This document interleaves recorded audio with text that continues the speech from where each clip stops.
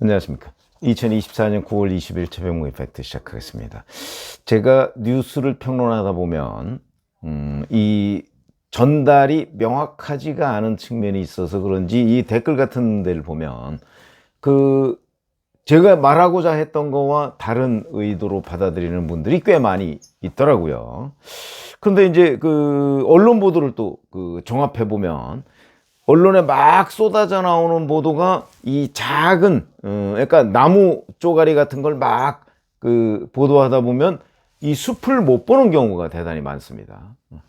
그와 마찬가지로 최근 들어서 이제 문재인 전 대통령에 대한 뇌물 수사, 이게 대표적인 경우라고 보이는데, 최근에 보면 자, 신우석 전 청와대 행정관이 문재인 전 대통령의 딸 다혜 씨의 양평 집 이거를 등기 이전을 도와줬다 이런 거.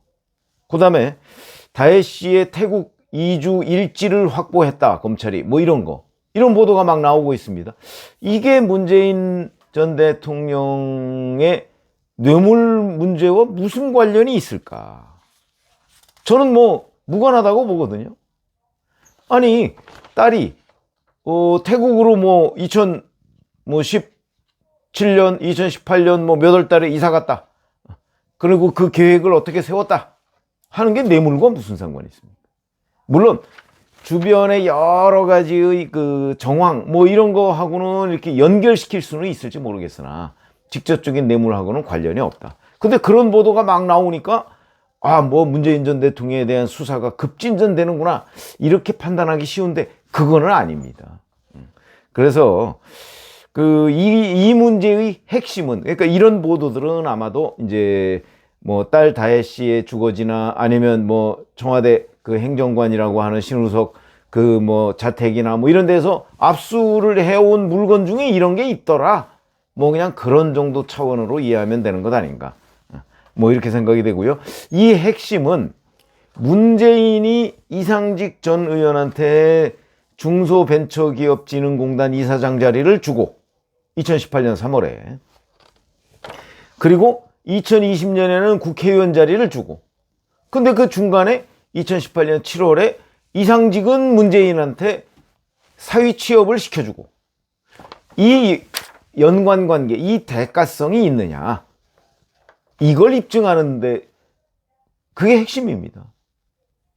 그 얘기는 무슨 얘기냐면, 자, 문재인 그러니까 당시 대통령이 사위가 취업하기 전에 이제 딸에 대해서 생활비를 지원해주고, 근데 사위가 이제 타이스타젯, 이상직 전 의원이 실소유하고 있는 타이스타젯에서로부터 매월 봉급과 체재비 이런 걸 받으니까 그때는 생활비를 중단했고, 생활비 지원을. 그리고 나서 사위가 타이스타젯을 그만둔 다음 2020년 4월부터 다시 생활비 지원을 재개했다. 그러면 이제 몇 년간 문재인이 딸네 집안에 생활비를 지원한 게 되는 거죠. 중간에만 끊기고. 그러면 요 중간에 타이스타젯의 이상직 의원이 결국 문재인 전 대통령의 딸 다혜 씨의 생활비를 대신 부담한 셈이 되는 겁니다. 근데 이 부담은 문재인이 줘야 될 돈을 이상직이 대신 줬다. 이러면 결국 이상직이 문재인 딸한테 준 돈은 문재인한테 준 돈이나 마찬가지다. 요런 논리, 이게 경제공동체 논리거든요. 요거를 입증해 가는 과정입니다. 그러니까 이거와 직접적으로 관련이 없는 거는 그냥 주변 정황에 불과하다. 그러니까 이사 일지가 어떻고 이런 건 그냥 정황입니다. 그거를 늘 잊지 말고 이 사태를 봐야 되는데, 이 부분에 관해서 이것도 하나의 증거가 될 수 있다 하는 것이 또 나왔다는 거죠. 이거는 직접적인 증거가 될 수 있는 겁니다. 다혜 씨의 이사 일지 이런 게 아니고 증거가 될 수 있다는 건데, 그건 무슨 얘기냐면, 여기서 중요한 게 이제 문재인의 사위, 이 사람이 취업한 기간, 그리고 그 취업했을 때 이것이 대가성이 있느냐, 이런 부분인데, 그러면 타이이스타젯이라는 데에서 그 당시의 전무라는 자리가 이게 꼭 필요한 자리였느냐, 그리고 문재인 전 대통령의 사위가 그 자리에 가서 어떤 일을 했느냐, 왜냐면 거기에서 2018년 7월부터 2020년 4월까지 취업을 했는데 매달 봉급으로 한 800만 원 받았고요. 그 다음에 350만 원 정도 태국 체류비, 이게 이제 뭐 주거비 뭐 이런 거, 그걸 받았다는 겁니다. 그럼 매달 총 1150만 원을 받은 건데, 그러면 거기서 일을 했을 거 아니겠습니까? 타이이스타젯에서 전무로서의 일. 왜냐면 박석호라는 사람이 타이이스타젯의 대표입니다. 대표 밑에 전무, 그리고 이제 직원들이 있을 텐데, 뭐 언론 보도에 따르면 이 타이이스타젯이라는 데가 그 발권, 그러니까 비행기표 파는 곳이라는 거거든요. 직원이 몇 명 안 된답니다. 어느 보도에 보면 뭐 5명이라는 얘기도 있고요. 5명인데 대표, 전무, 그럼 직원이 3명밖에 안 된다는 얘기인가? 뭐 이런 것도 이제 규명이 돼야 될 부분이죠. 예를 들어서 직원 5명인데 전무가 왜 필요하냐? 이런 것도 이제 논란이 될 수가 있습니다. 이 얘기가 왜 논란이 될 수 있냐면, 필요 없는 자리에 문재인 전 대통령의 사위를 뽑았다. 이게 이제 대표적으로 우인설직, 이제 우인설관, 우리가 이렇게 얘기하지 않습니까? 그 사람을 위해서 그 자리를 만들었다는 뜻입니다. 그러면 문재인 전 대통령의 사위를 위해서 타이이스타젯 전무라는 자리를 만들어서 그 자리에 와서 일을 하도록 했는데, 그럼 일하는 적이 있느냐? 근데 검찰이 압수수색해보고 뭐 관련자 소환조사 해보고 그러니까 일하는 적이 없더라. 이런 정황이 또 지금 드러난 겁니다. 전주지검이 수사를 하는 과정에서 이 문재인 전 대통령의 전 사위가 항공사 운영 전무면은 각종 뭐 서류 같은데 일한 흔적이 나올 거 아니겠습니까? 그걸 다 뒤져봐도 항공사 운영과 관련해서 뭐 구체적인 전무님 지시사항 뭐 이런 것들 발견이 안 되고, 그 다음에 타이이스타젯에 뭐 예를 들어서 회의 뭐 이런 거 했을 거 아니겠습니까? 회의록 같은 게 있는데 거기에서도 이 사위가 참여한 흔적이 없더라. 출퇴근을 제대로 했는가 하는 걸 들여다봤더니 그것도 불분명하더라. 그 다음에 타이이스타젯은 한국에 있는 이스타항공의 뭐 자회사격입니다. 여기에 전현직 임원들, 그러니까 이제 박석호 타이이스타젯 대표 뭐 이런 사람들한테 물어봤더니 2018년 이제 7월에 취업을 했다고 그랬죠. 근데 6월에 국내에 들어와서 한번 면접을 했다고 하는 거 아마 보도를 보셨을 겁니다. 근데 그때도 보면 다 된 듯이 이 서 씨가 그렇게 행동을 하고 뭐 그냥 이렇게 그 복장도 뭐 그냥 아주 편하게 입고 나왔고, 그 이 사람 아나무인이고 뭐 이런 식이더라. 뭐 이제 이런 증언들이 있고, 이 사람들도 아니 그 서 씨가 무슨 일을 했는지 모른다, 이렇게 증언을 하고 있다는 거죠.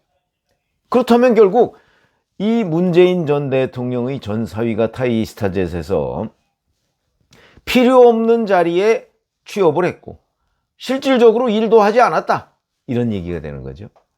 그러면 문 사위를 위해서 만들어 놓은 자리고 실제 일도 안 했다. 그거는 뭐 결정적으로 결국 이상직이 문재인을 위해서 이러이러한 걸 만들어줬다, 이런 얘기가 되는 거죠. 그거를 전주지검이 지금 확인을 했다는 보도가 나왔습니다. 자, 이렇게 되면 이제 검찰이 내릴 수 있는 잠정 결론, 물론 최종 결론은 아닙니다만은, 최종 결론은 이제 문다혜 씨 아마 뭐 대략 뭐 이번 달 중으로 아마 소환 조사를 하게 될 가능성이 있는데, 하더라도 아마 진술 거부를 할 가능성이 있죠. 그러면 그냥 그대로 검찰이 내린 잠정 결론, 근데 그 문재인 전 대통령 부부의 계좌 추적을 하고 있다고 하죠. 이 결과는 아직 안 나온 것으로 보입니다.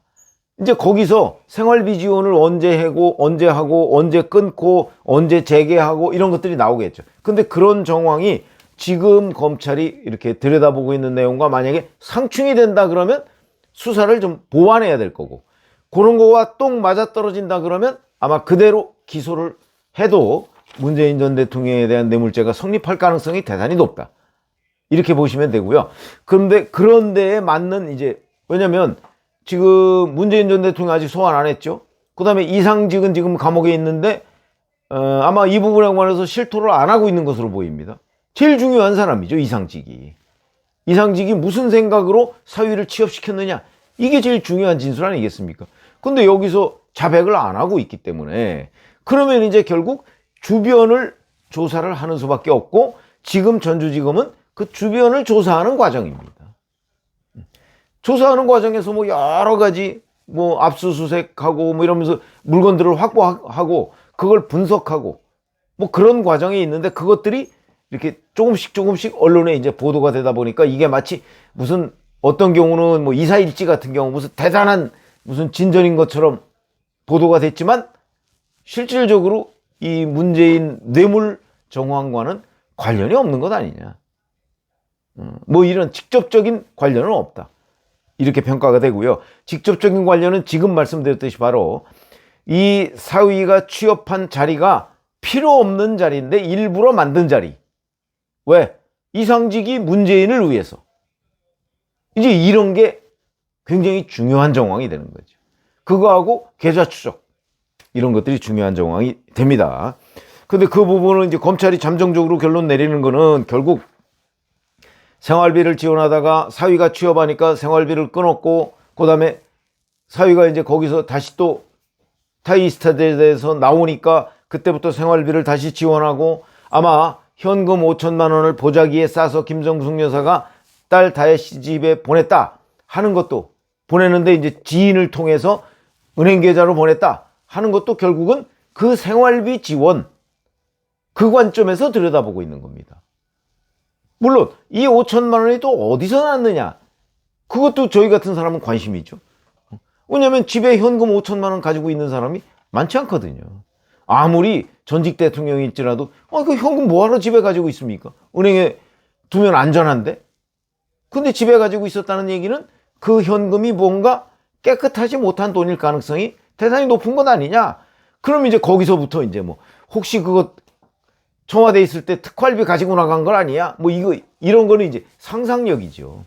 뭐 그 가능성도 없다고 할 수는 없는 거죠. 그러나 그거는 증거를 잡기가 쉽지 않을 겁니다. 특활비는 현금이기 때문에 현금에 꼬리표가 있는 거 아니지 않습니까? 그렇기 때문에 그런 부분은 이제 앞으로 계속 수사를 해나가는 과정. 5천만 원의 출처. 그런데 여하튼 5천만 원이 다혜 씨의 계좌로 꽂힌 거는 생활비로 보인다는 게 검찰의 1차 결론이고, 그렇다면 뇌물죄가 성립할 수 있는 것 아니냐. 이상직이 실토하지 않더라도 이런 얘기가 되는 겁니다. 그래서 이제 이런 부분은 딸 다혜 씨를 이번 주에 이제 소환 조사하고 뭐 이러는 과정에서 이제 보다 더 명확해지겠죠. 물론 뭐 진술 거부를 하더라도 그 주변에 뭐 계좌 추적이나 이런 것들이 진전이 되면 명확해지겠죠. 그래서 이런 과정인데, 제가 오늘 말씀드린 내용은 그동안에 뭐 이런저런 쪼가리식의 보도가 굉장히 많이 나오는데, 그거는 뇌물죄의 직접적인 정황과 관련 없는 것도 꽤 많다. 오히려 그거보다는 문재인 전 대통령의 전 사위가 이 항공사에서 일한 흔적이 없다라는 것이 오히려 뇌물죄를 뒷받침하는 정황이 아닌가, 이렇게 판단이 돼서 말씀을 드렸습니다. 고맙습니다.